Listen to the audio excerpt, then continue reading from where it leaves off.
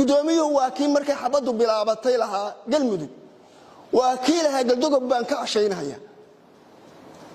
maantana wuxuu soo saarayaa baaq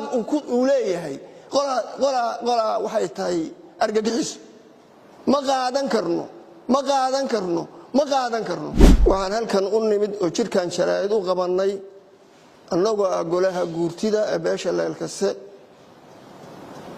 inaan ka daba tagno hadalkii ka yeeray maamulada Puntland iyo Galmudug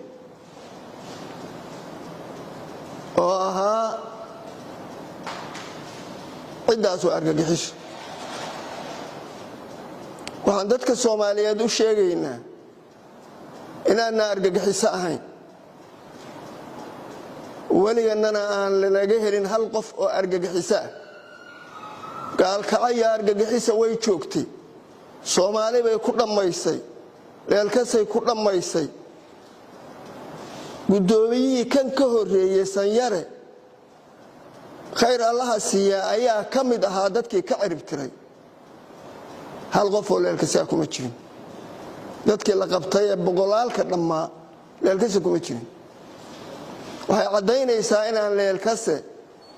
argagixis ahayn taasay cadeynaysaa qodobka labaad waxaan soo dhaweynaynaa nabadgelyada gobolka boqolkiiba boqol baan soo dhaweynaynaa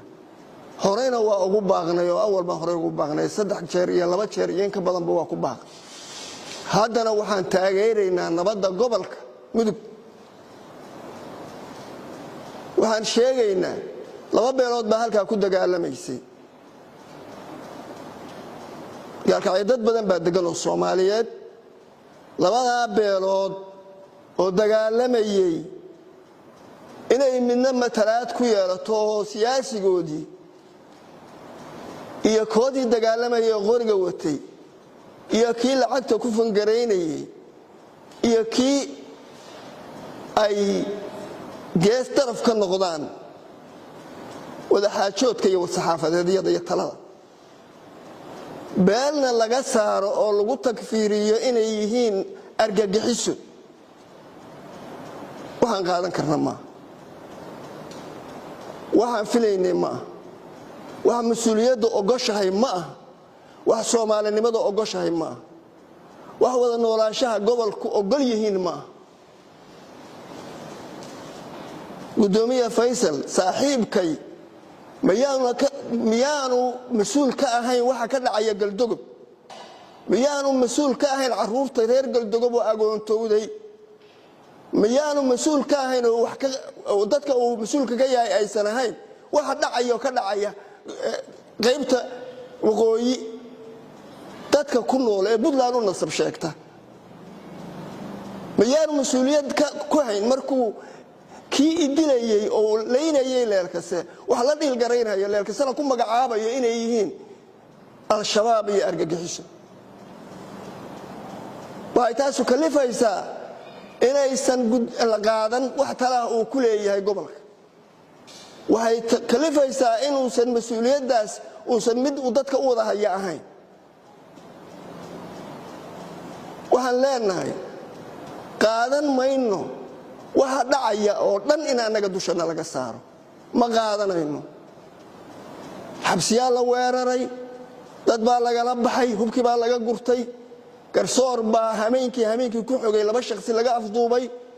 $30,000 baa lagu kala iibsaday argagixiso lagu ma sheegin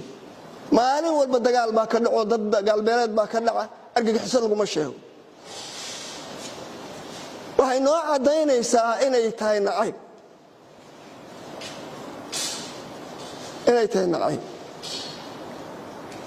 intaas kaga tagaya inta kale waxay soo saareen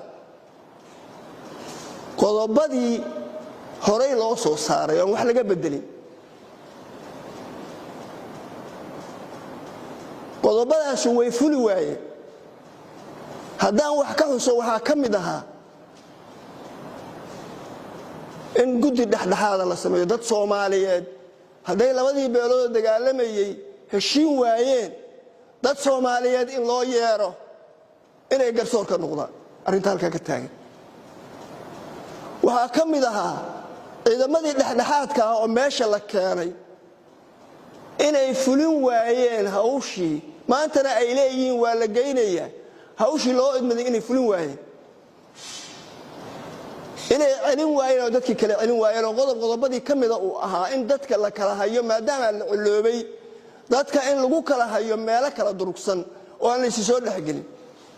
way xaqiijin waayeen oo dadka dhinac bay soo daayeen habadii bilaabatayna ayada ka bilaabatay ciidankii dhexdhexaadka ahaa asagoon dhinac wax ogeysiin hal dhinacna ogeysiiyey ayuu guuray biyihii iyo raashinkii buu uga tegey daqiiqad kadibna meesha ay soo fariisteen dhinacii kalena wax ma ogeysiin waxaan leenahay annagu argagixiso ma nihin annagu argagixiso ma nihin nabadiidna ma nihin laakiin cid allaale ciddii islaama oo arrintaas xal ka keeni karta diyaar baan u nahay inaan la dhiilgarano waxaan ka cabanaynaa maamullada midna yahay midkii xabadda ridayey guddoomiyuhu waa kii markay xabaddu bilaabatay lahaa galmudug waa kii lahaa galdogob baan ka cashaynaya maantana wuxuu soo saarayaa baaq uu leeyahay qolaa waxay tahay argagixiso ma qaadan karno ma qaadan karno ma qaadan karno dadka Soomaaliyeed baana garsoor ka ah waxa maanta meesha ka dhacaya